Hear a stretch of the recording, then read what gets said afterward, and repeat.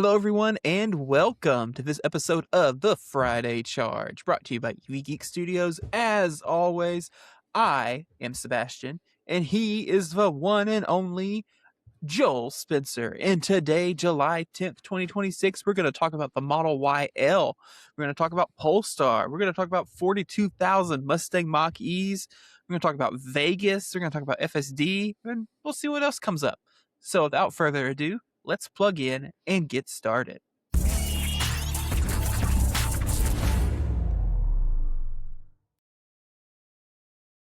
All right, we're going to start with our first topic where we are a week late, but that's just how these things go.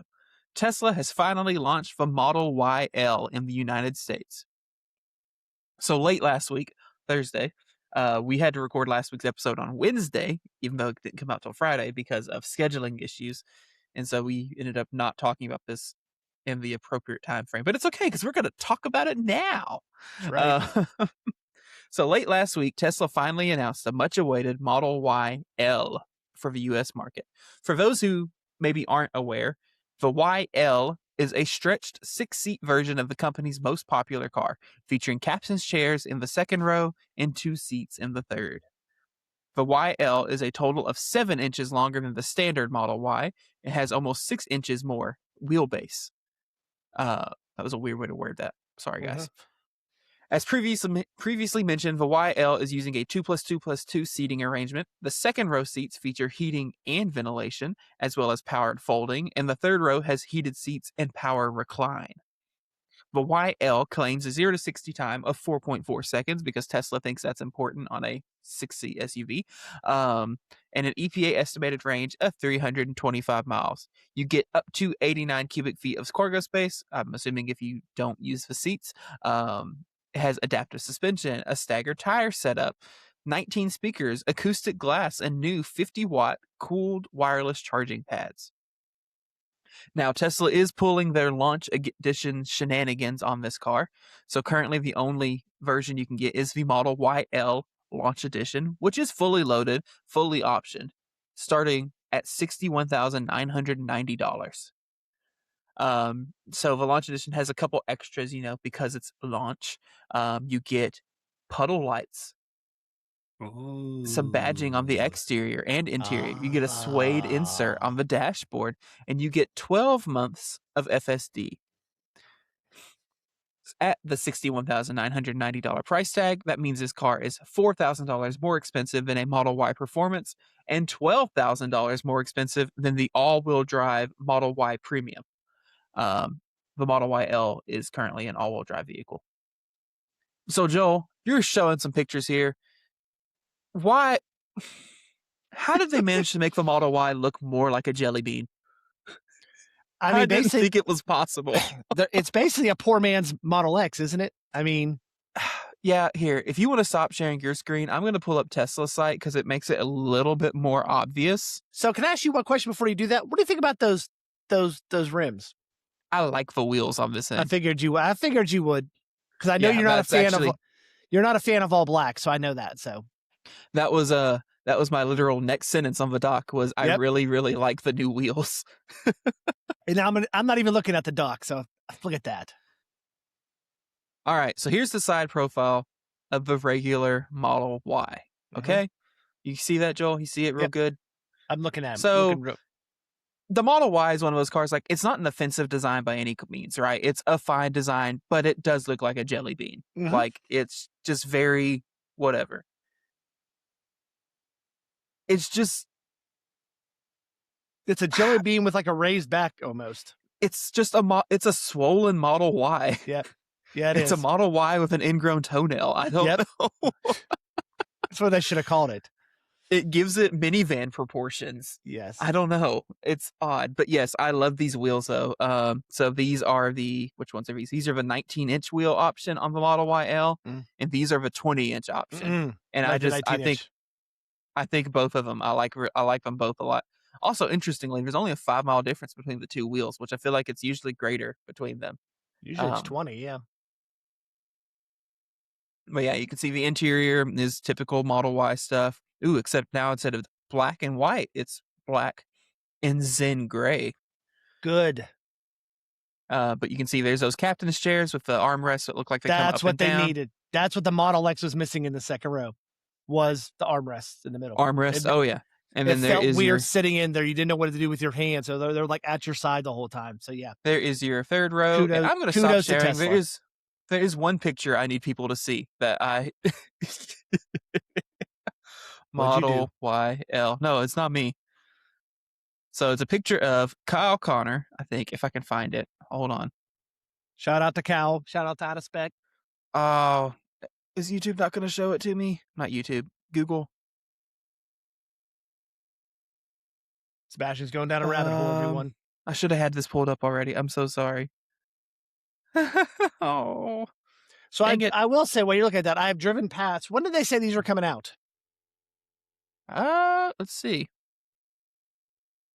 Available October. Oh, okay. So it's going to be a while.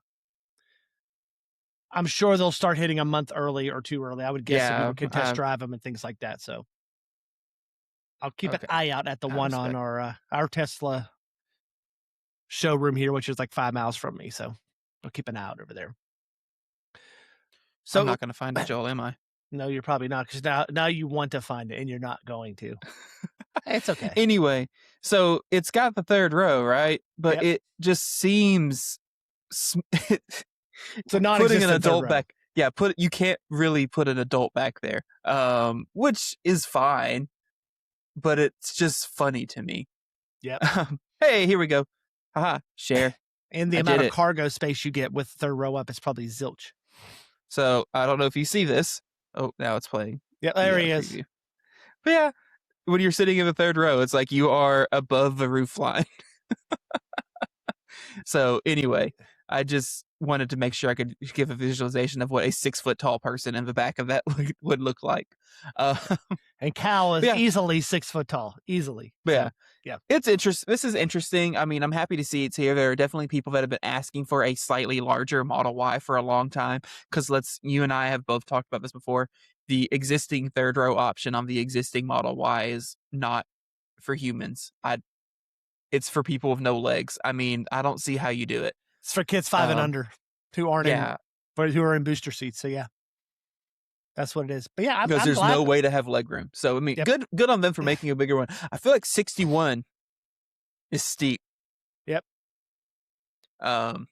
Especially now you're getting into luxury car line now. Now you're getting into 61 is steep, especially considering the non-extended one is what is it? What did I say? $12,000 less. $12,000.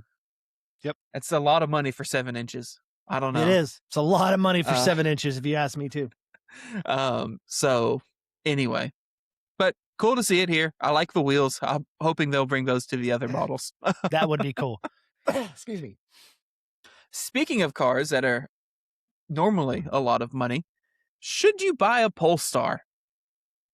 So you may recall it was either last week or week before last. We reported on Polestar being forced to exit the U.S. market starting with the 2027 model year due to some Department of Commerce regulations and the fact that they didn't receive a waiver to continue operating here in the U.S. Basically, because they're owned by a Chinese company and we have new regulations about automakers from China or Chinese-owned automakers, they can't sell here anymore. But Volvo, who's owned by the same parent company, did get a waiver and will continue to be operating here in the US. Anyway, so Polestar was already pretty aggressively discounting their cars, and they've gotten stronger. Mm-hmm. The Polestar 4 is now available with up to $25,000 in discounts, which brings the base model down to $31,400. The original MSRP on the base model was $56,400. And the Polestar 3 gets some pretty deep cuts too, with $23,000 in discounts, making it start at $44,500 instead of the original $67,500. If you look at the Polestar 4 at $31,000, that makes it one of the cheapest EVs for sale in the US. It does. The only cars close to the Polestar 4 in price at $31,000 are the new Chevy Bolt, which is $27,000, and the new Leaf, which is $30,000. And I don't know about you, maybe a really cheap end, maybe a really low end Ioniq 5, maybe. No, those start at $35,000. Oh, that's right, they do. That's right. And I don't know about you, but I think I would spend $1,000 more and get a Polestar 4 over a Nissan Leaf. Yeah, because I mean, single motor version, no additional performance upgrade or luxuries. I mean, you're still getting a really damn good car at that price. Be a good car. Yeah. Yeah. Now, of course, there is some uncertainty, with all this, right? It's assumed that Volvo will be taking over servicing of the vehicles once Polestar fully leaves the U.S. market, but that's not been put on paper necessarily. And there's some questions about things like parts availability and just some general uncertainties that come with buying any discontinued car, right? But they will be under manufacturer warranty. You should be able to get them serviced. And you're getting a lot of car for $31,000. I mean, I want to say the leasing on the Polestar 3 with these incentives starts at like $399 a month. Oh, that's spicy. Or Polestar 4, sorry. I think Polestar 3 is more expensive still because that one's the one that's basically an EX90. Yep. Which isn't a phenomenal car. It is an awesome car. Awesome car. So anyway, if you're interested in this, go check it out, especially while they're still around. Of course, they're still getting shipments of these in. It's just they won't be able to bring in 2027 models. So once they're out, they're out. So question, are they out for good? Like forever? I don't know. We talked about this. Yeah, but talked about a lot of when we talked about the original kind of they're pulling out of the U.S. And the statistic was, I mean, I think overseas accounts for it was like 80% of their global sales. Mm-hmm. So we're a pretty small drop in the bucket for Polestar. And honestly, 80% might be too high. It might have been, or might be too low. It might have been even higher than that. I can't remember. And so it's like, I don't know that we'll see them come back because, I mean, they would have to get a waiver. Yep. And once they're gone, I don't see them coming back, being able to come back in unless laws change and all that. You want the number? What was it? 94% international. 94. Okay. 6%, so I was 6% US. So I was right in feeling like my initial out of my butt remembering number was too low. You were being generous. I was being generous. I mean, so I was like, the political climate could change in a few years. Right.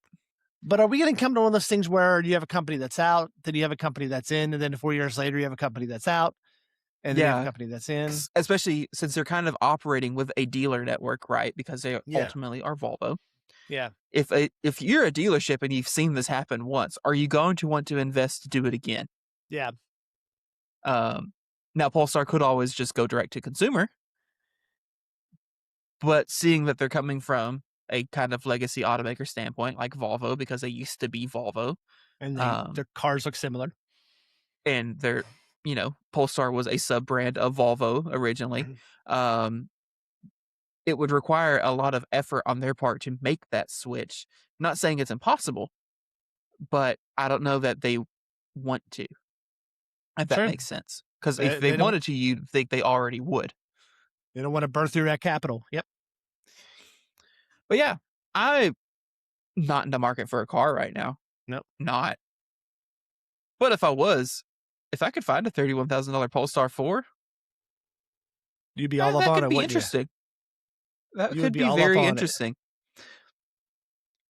Moving on. Ford is recalling 42,000 Mustang Mach-E's. Ford this week issued a recall of 42,000 2021 through 2023 Mustang Mach-E's due to a potentially faulty rear differential in their rear-wheel drive vehicles. Let me rephrase that, because when I was reading about this, every article said it in a way that confused me. A potentially faulty rear differential in vehicles with a rear powertrain. Huh. Well, it's rear-wheel drive first, if I remember right. So the all-wheel drive cars also have... I don't know. If you're affected by this, you'll get a letter. The rear differential may bend or fracture, causing a loss of propulsion, or if it happens when the vehicle is in park, the vehicle may move on its own. To date, Ford is aware of 62 previous warranty replacements due to this failure. Ford claims that the root issue is still under investigations. Owners will receive a recalls letter starting July 13th, and they expect to have a remedy by December of 2026. Of course, anyone affected by this issue in the meantime should take their vehicle to a Ford dealership for repair free of charge. So just kind of want to bring it up just kind of as a PSA. If you have a Mach-E and you have a rear powertrain, um, Yeah. just be aware that this might happen, and this is something you should be looking out for. If you see fluid that you don't expect under your car, get that checked. Don't put it off, because otherwise you could just have a bad day. Yeah. Don't park on a hill. Just in case. Yeah. Park on a flat surface. Don't park on. I mean, I know people like to make a big deal about this, but cars go through recalls all the time. Not just EVs, but all cars go through recalls. I mean, I remember when my wife, she bought one of the first Equinoxes. Oh my gosh, this would probably be 20 years ago. And that thing had like 3 or 4 recalls within the first year. I mean, so, and it was a gas car. I mean, but it happens. Ford is fixing it, and that's what you want to see. I mean, yep. All right. Moving on. Waymo meets Sin City.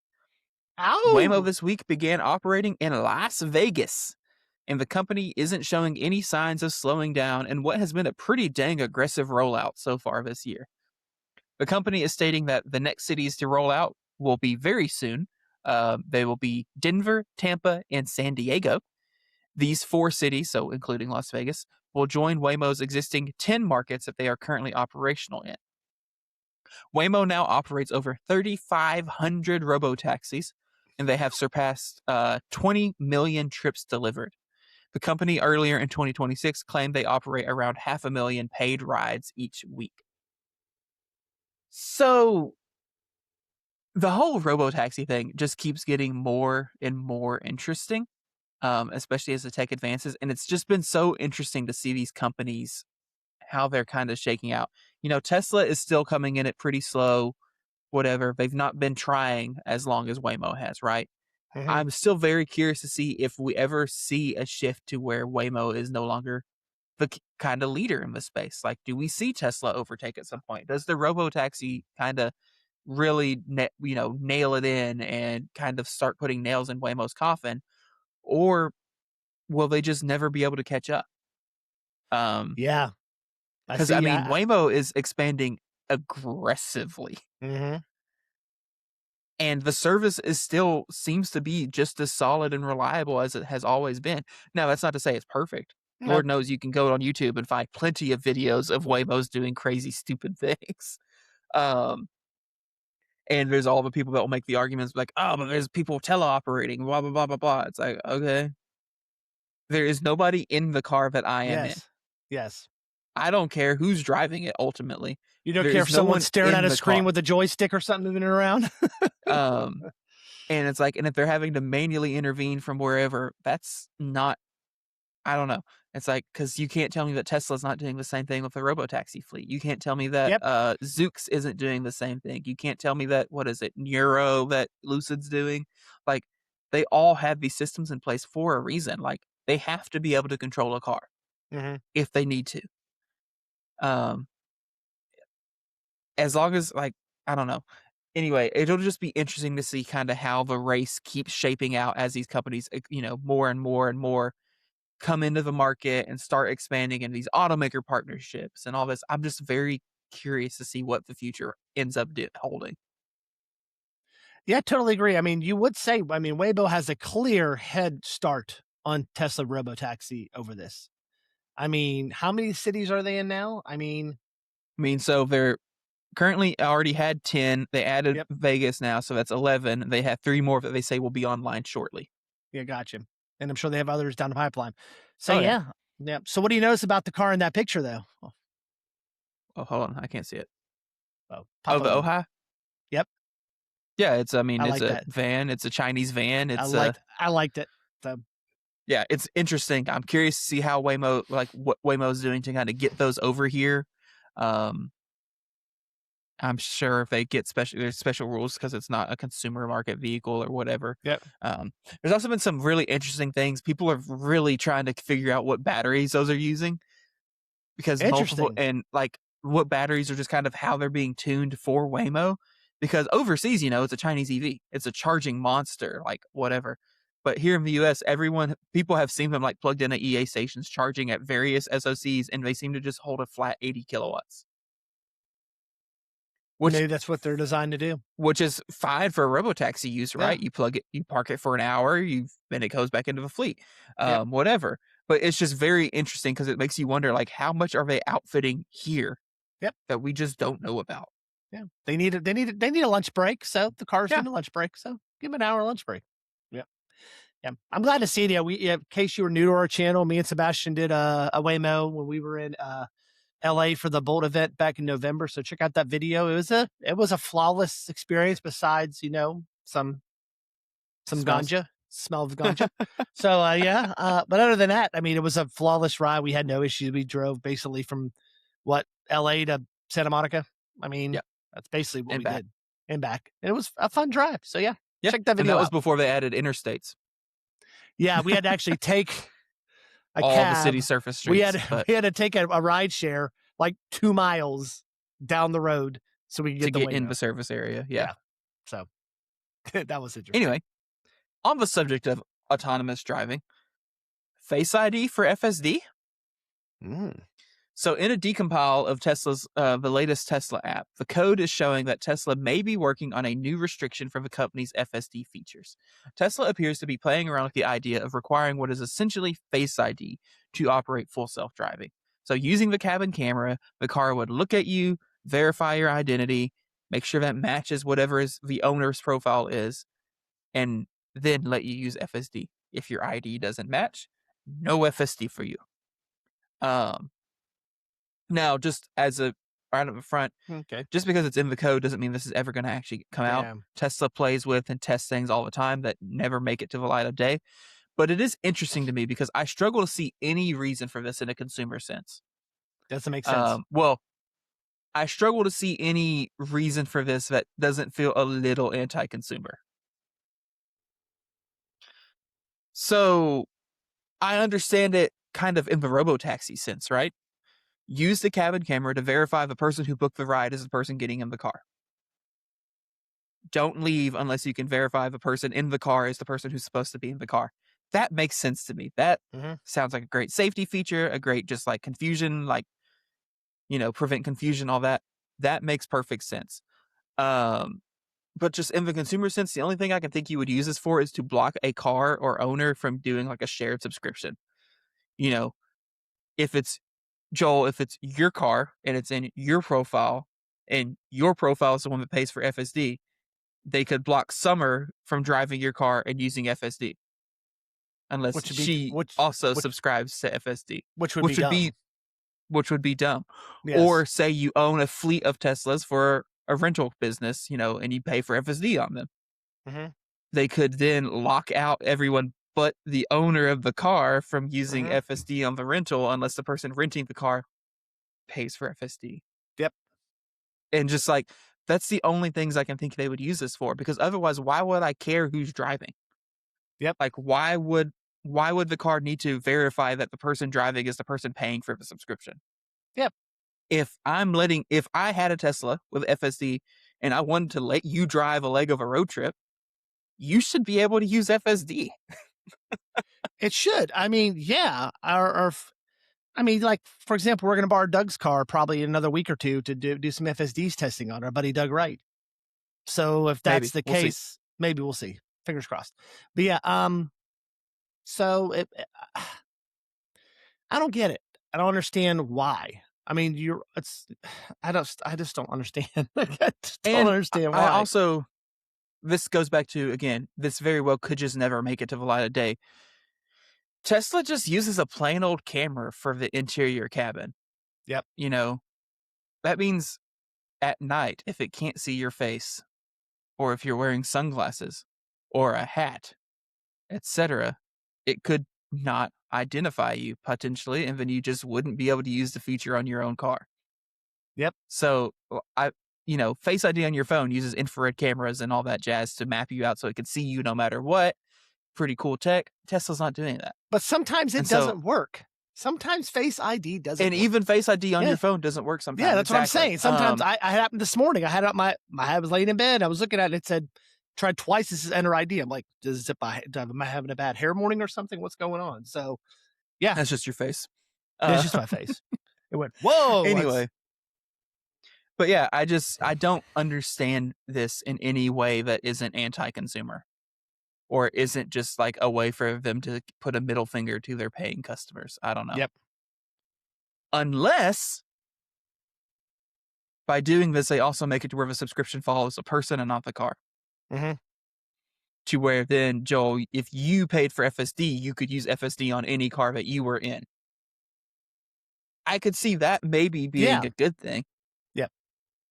So you can't, FSD doesn't transfer with the car, it transfers with the person now. Yeah. Or if I'm paying $99 a month and say you had a Tesla and I have a Tesla and for some reason I'm in your car and I'm borrowing your car for something, let's just, hypotheticals, whatever. I would be able to then use FSD in your car. Or say I fly to Palm Beach, Florida and rent a Tesla at Hertz and I want to use my FSD subscription that I'm paying for on my car at home, then I could maybe do it that way. Maybe that would be a way that this would make logical sense is, if you're actually tying it to the person and not the car, to where that person is, I don't know, but then it still feels weird. It still feels wrong a little bit. It does. It's just weird. I mean, maybe it's just in there just in case. Maybe it's in there maybe for like things like you're doing like you're driving the car and you had to scan your ID for FS to get in the car. Now it's just going to confirm that you in the car so you can take it out of one of these 2, 4, 6 hour test drives and maybe. Right. Because and the one thing kind of similar to that robo-taxi situation where it just wants to verify the person is who you are. Yeah. So like when we got in, we have a Tesla showroom here and they let us borrow cars to review. They're great. Shout out to Billy for letting us do that. But they specifically said, please use FSD and show that in your video. They asked us to. They said, take it for a ride, take as long as you want, but please show off FSD in the video. So they want people to actively use that FSD when they're test driving these cars. So I guess if you're booking like one of those, like we did a booking in Dallas where there was no people. It was a car parked somewhere. It was in the app. We got in the car, drove it for 2 hours and brought it back to no one, just parked it in the spot and I think plugged it in. I don't even know. For that, I can see you can verify. So yeah, which that would make sense too. Again, like the robo-taxi situation, just of making sure the person in the car is the person who's supposed to be there. Yep. Or I could see this being cool if Tesla was wanting to do a deeper integration for people that do these as rentals. Like say you have a fleet of Teslas on Turo, to be able to verify the person driving the car is the person who rented the car. Yep. I follow people on X who do this and they are constantly posting stories about how the person who rented the car is not the person driving the car. Yep. And, crazy things happen. They get left at 0% and they pick them up with ash all over them or they get abandoned and like, whatever. Being able to verify the person in the car is the person who rented the car would be a good feature. Yeah. But I feel that isn't an FSD feature. No, that happened. Is a just pin to drive type feature. Yep. That happened to our buddy Colin. He had a Model S that he was putting on Turo for a while. A guy rented it and they were down the Supercharger station and he decided to let his son drive around the parking lot. Well, guess what his son did? He wrecked the car into a curb. So if there was a way to verify getting in saying, maybe it could be multiple. Maybe I could have me, my wife, and you verified on the car. So if any one of us three got into it, it would work. Maybe up to 5 people that you could move around and things like that. And you would have to get their license and things like that. Because I'm sure Tesla doesn't want someone using FSD that suspended, doesn't have a license, things like that, so. Right. But yeah, I mean, interesting. This is one of those wait and see what to see how it plays out kind of things. And if anything ever happens. Yeah. We may never talk about it again. Yeah, this might be it. Yeah. Our final topic of the night, or at least final scripted topic, GM has issued a recall and halted deliveries of the Cadillac Vistic. GM is recalling 14,540 Vistic SUVs, 13,600 of those are 2026 models, and 900 are 2027 models, due to faulty third-row seats that could trap passengers. GM claims, which I thought was interesting, that they launched this investigation after an announcement of a recall from a different manufacturer. This is most likely the Hyundai Palisade recall from earlier this year that did lead to the death of an infant when the seat folded down power and ended up trapping the child and they couldn't get out. And anyway, so I imagine that is what prompted GM to look into this and then issue their own recall, because for all we know, Legacy Auto, they could be getting these modules from the same place. They could be using the same same internal mechanisms for the seats and things like that. Vistic owners will be able to take their cars into their dealerships to have the third row seat module disabled. And once replacement parts are available, the new parts will be installed free of charge. GM has halted deliveries of all new 2027 Vistics until this issue can be resolved. So again, just a little PSA FYI for you. I don't have that much more to talk about on this. The Vistic is a great 3-row SUV. This sucks that you're kind of losing the ability to only sometimes use the third row to fold the seats down or whatever. I guess you could there's probably still a manual folding mechanism on them. I don't remember when we've driven Vistic in the past if there was, because obviously we used the power button because it was there. Trying to remember. Yeah, I don't remember if there was a manual latch on the third row or not. I don't remember either. I don't think it was a manual latch. No, I think it was a push button. I know there's a push button. I just couldn't remember if it was like a secondary. I don't think there was. I don't remember it. But I don't remember one. Yeah. But also it could be hidden under a panel or who knows. Yeah. We may have not. Anyway, but yeah, just a little PSA. All right, Joel, tell us about what we've done this week. So we released 2 other videos this week. So on Monday, Sebastian edited my trip from Arkansas to South Carolina in an EV. So if you like road trip videos, that is up now on our channel. It's on our YouTube channel. We usually don't put stuff like that on the audio podcast because it's just weird to listen to. So that's up on our YouTube channel. We've talked about the trip a little bit. I did get some questions in the comments, and you ask me this too sometimes. Why am I using Tesla Supercharging Network? That's true. So you do ask me. Honestly, that's what a better route planner routes. That's the only reason why. I mean, there is no hidden agenda of why I do it. It's not like I'm pro Tesla. It's not like I'm anti. Basically, when I map it, that's where it goes. And when I have 3 other people and I'm going on a 8-hour road trip, I just don't think to change it. So you can keep talking. I'm going to get something set up real quick. Gotcha. So yeah, I mean, the charging stops weren't the issue. It was traffic and wrecks and everything else. Like I said before, and you'll see this in the video, the only issue I had was the true V4 station outside Columbia, South Carolina, where 3 of the units were down, 4 for me, but someone else got it to work. It just didn't like me. I don't know if maybe I don't know. I was using an adapter, so it's not the adapter that was in wrong or something like that. But yeah, but it was pretty uneventful trip. Now, I didn't record the trip on the way back, which I should have, because that was a 15-hour trip with charging. And it was more interesting. But basically, I stopped at every single supercharger you could think of on the way back, except for Francis Energy. Or every DC charger, yeah. Yeah. I could have used the Francis Energy one. It was right beside me at Tesla, but it was only like 120 kilowatts. I'm like, yeah, I'm not using that. I didn't have to get the app out or anything like that. So yeah, I did have a couple issues on the way back with the adapter. Not because I stopped at I had to take out a small personal loan, but I did stop at a Pilot Flying J. So for that, I had to give my kidney up. Thankfully, that was like a $32 stop. Wife was like, it cost $32. I said, just there. So yeah, I moved from one stall to the other. I think it was just how the position of the adapter was in the cord. It just wasn't hitting right. But once I switched to another one, it was perfectly fine. None of my sessions except for one was like derated. So just did what it needed to do. And basically out in about 20 to 30 minutes, I didn't have to do any real deep charging, because most of my driving time was 2.5 hours. Mm-hmm. But I mentioned this last week and I'm going to say it again. Within a year's time, the infrastructure for DC fast charging is substantially better. I counted on the way. So Monday, I went to Atlanta to pick up my son. He stayed with my grandparents for on the way back between Atlanta and Birmingham. That's not a long drive. It's like an hour and 45-minute drive. 3 Pilot Flying J's with GM EV charging within maybe 120 mile radius of distance of each other, which I thought was spectacular, which I thought was really good. Between Atlanta and Birmingham, that you would have 3 of those. They're clearly now marked on the interstates. They have the sign. It says EV charging. If they don't have EV charging, it says like diesel or 24-hour. Kudos to Pilot Flying J for marking that easily for us. Also, I noticed Raceway gas stations are starting to put EV chargers in. I saw them from a distance, so I don't know what they're using. So I don't know if they're partnering with someone. I haven't had a chance to look at it. I just thought about it when I was talking about it. I did mention something to you, I believe, about it a couple of days when I got back.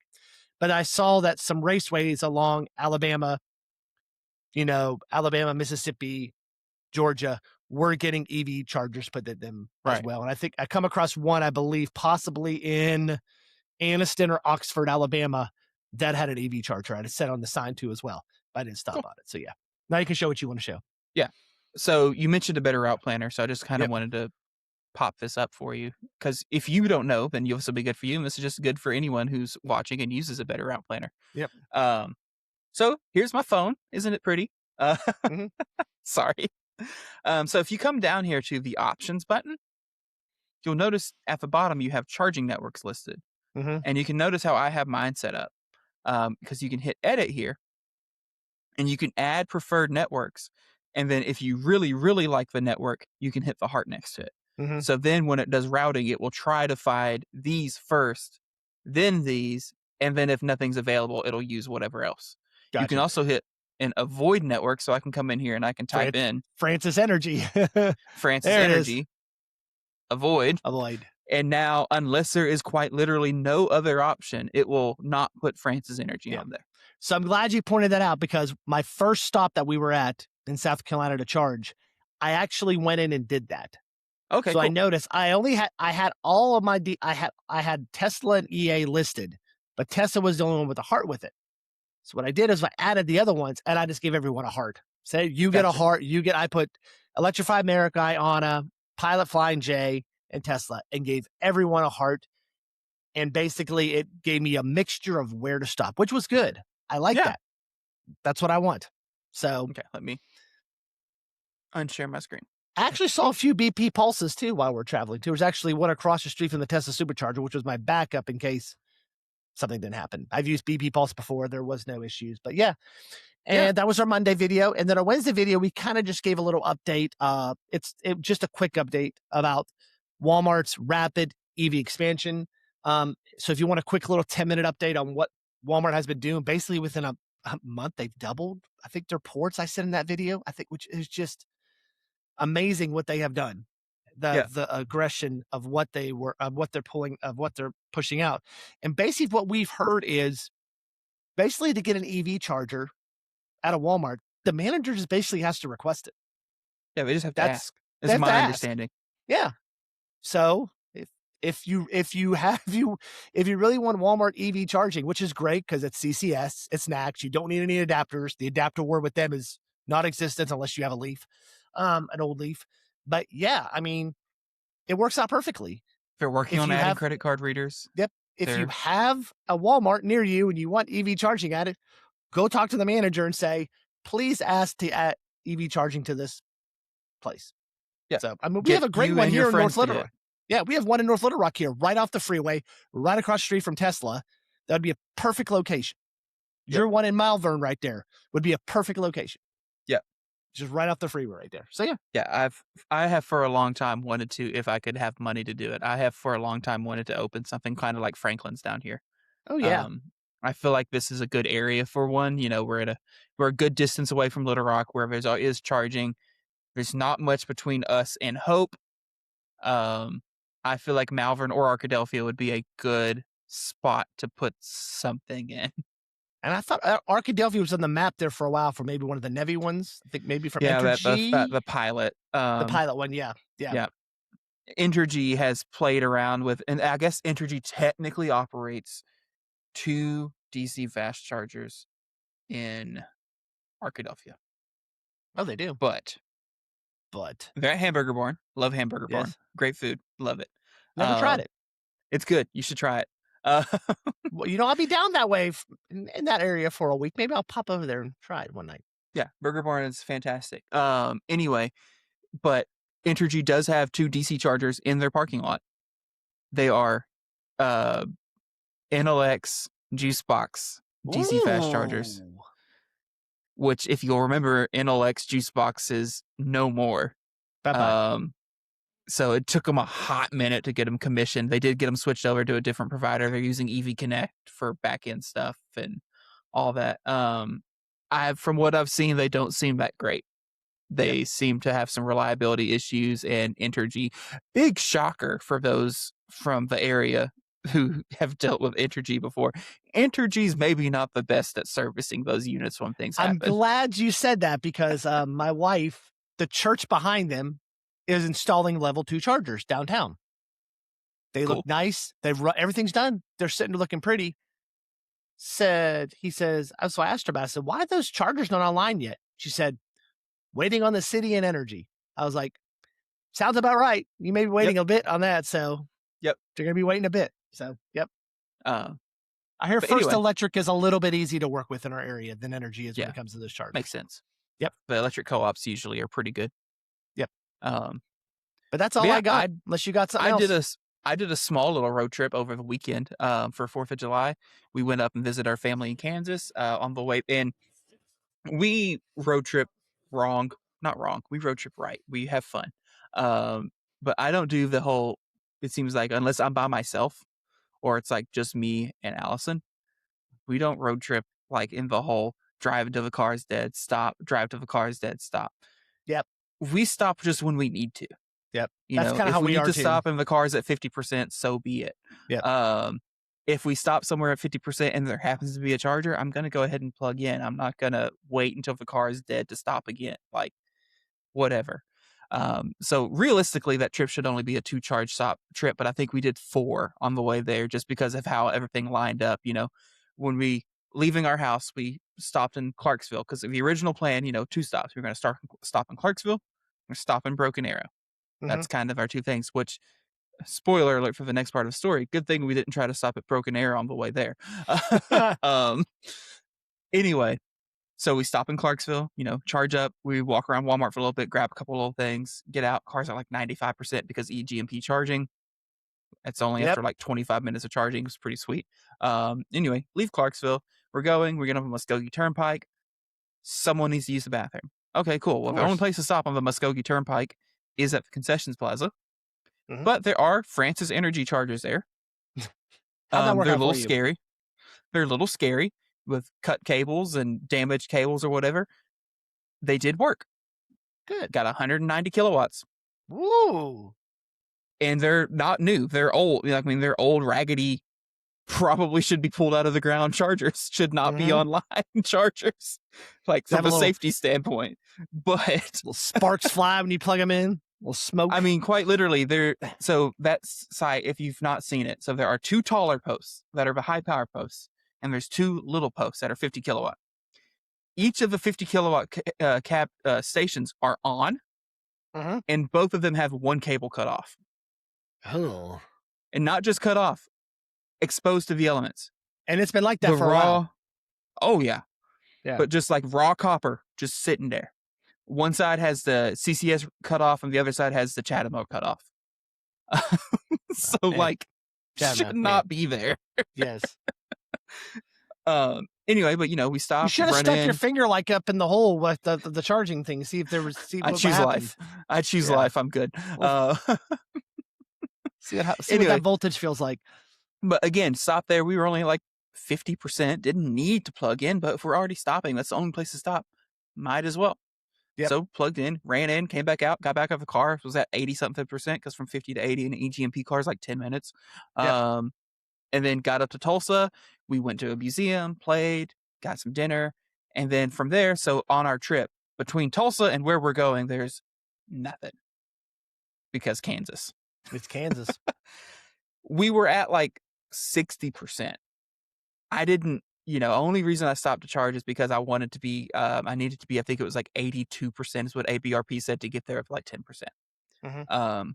So we went and stopped, and we stopped at the Simon Premium Outlets in Tulsa, which tells you it was an Electrify America station because Electrify America loves their Simon outlet malls. And that was fine. It was a fairly new outlet mall. It was nice. It was reminded me of the one we have here in Little Rock, just nicer. Mm-hmm. And all the businesses are still open in the one in Tulsa. Yep. Anyway, and then from there, we drove all the way to the rest of our way to Kansas. There's a level 2 charger right outside where we stay when we go up there. So I plugged in the car. It worked. Yay. And had 100% every morning when I woke up. It was awesome. On the way that's nice to back have. home, drove from Kansas to Tulsa and did some stuff in Tulsa. We went to the zoo because, of course, we did. Sebastian has to go to the zoo. We have to go to the zoo. It was hot, but we went. It was fun. And it's really good too. We have a 4-year-old. She's got to stretch her legs. Mm-hmm. Now, on the way home, Tulsa's only a third of the way there. So then we still had 2/3 of the trip to go. Yes. So it doesn't quite work out right. But also, again, there is nothing between Tulsa and Fort Smith? Little Rock, basically. Yeah. Fort Smith, that's basically it, yeah. Nothing entertaining there's nothing entertaining for a 4-year-old between Tulsa and Little Rock. You can take the train from Van Buren up to Fayetteville. You can take the train. We've done it. We have done it before. I mean, that would work. That's a cool little train ride. But that requires more pre-planning than just going to the zoo. Anyway, so we get to, we got down there at like 40%, I want to say, is what we made it back for. We got much better efficiency on the way back than we did on the way there. Whatever. Yeah, got there, charged up a little bit while we were at the zoo because they had level 2 charging. Got out there like 60%, I think is what we were at. And so I was like, okay, go to Broken Arrow, top up, and then hit the road, stop again in Clarksville, be home. Well, so I'm using a better route planner. And because Electrify America is very selective about who they show station availability to, a better route planner did not know that the Broken Arrow site is offline. It's broken. Brand new units. Like, they're new units. They're not old.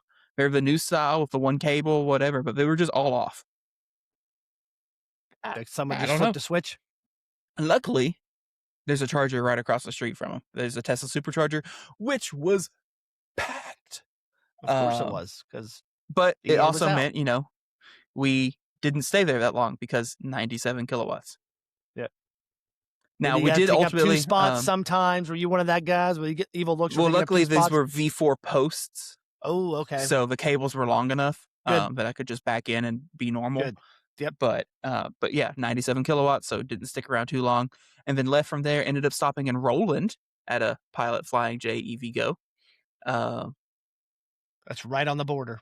Very expensive. Yep. Didn't stay there long because it was expensive. Got just enough juice basically to make it from there, because then we got really bad efficiency leaving Tulsa.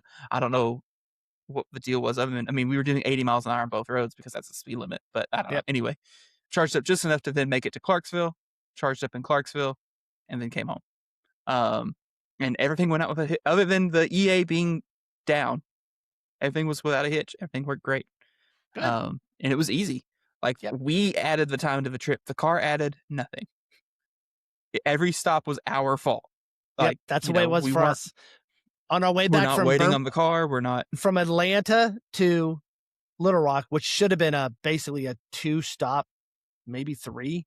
We stopped 5 times because I had a 12-year-old, and the one time we stopped, he wanted Pilot Flying J pizza. Well, guess what? The Pilot Flying J we stopped at did not have. We didn't need a charge. We were just going to stop and get pizza. Yeah, they didn't have pizza. So we went across the street to the Circle K, which also did not have a pizza. So that means at another point we were going. So at one point we just got McDonald's and went the rest of the way home. So 5 stops for a 7.5 hour trip. So it's about 6.5, 7 hours to where we go in Kansas. So but like I said, I was in no hurry. It was just fun. So it was just fun. It's just a fun road trip. Anyway. I got another one coming up. So in September, we're doing a road trip which is odd. We're going to Little Rock to Chicago. Ooh. Taking my son up there for a 11-hour Yay concert. So with charging, probably 11 hours, 9.5 if I was in the gas car. So gotcha. I've done that drive once and it was like 10 hours, but that was a while ago. And I'm also further south than you are. The first part is weird because you got to go up. You got to go up and then you got to over to Jonesboro because that's the only place you can charge. And then, by the way, Pocahontas needs charging. Walnut Ridge needs charging. That's a prime location because that's where you break off to make the cut. All right, Joel, how do we get a business loan? I don't know. Let's do it. Let's quit our jobs and do it. We just got to get money. that's where JT was trying to possibly put one up there in Pocahontas. I know they have a level 2 charger up there somewhere, one of the parks, but yeah, but I'm not as good at the stock market as JT is. JT had some old Tesla stock that he sold to help him out. So yeah, we'll call it anyway. JS charging. There you go. There you go. There you go. EV we could Geek probably charging. think of a better name. EV Geek charging. Is EV charging taken? We'll just call it something simple. It'll be like the no brand stuff in Canada that's like a package just says water. Very IKEA-ish. Yep. Anyway. All right. Well, that is a wrap for today's episode. Thank you all for plugging into the Friday Charge. If you enjoyed today's episode, don't forget to like and subscribe on YouTube. And if you're listening to us on Spotify, Apple Podcasts, or wherever you get your audio enjoyment, make sure to tap that follow button and leave us a quick rating. No matter what your platform uses, it might not even be those two options. Whatever you do, it helps the show grow. So long, everyone, and we will see you on the next episode of The Friday Charge.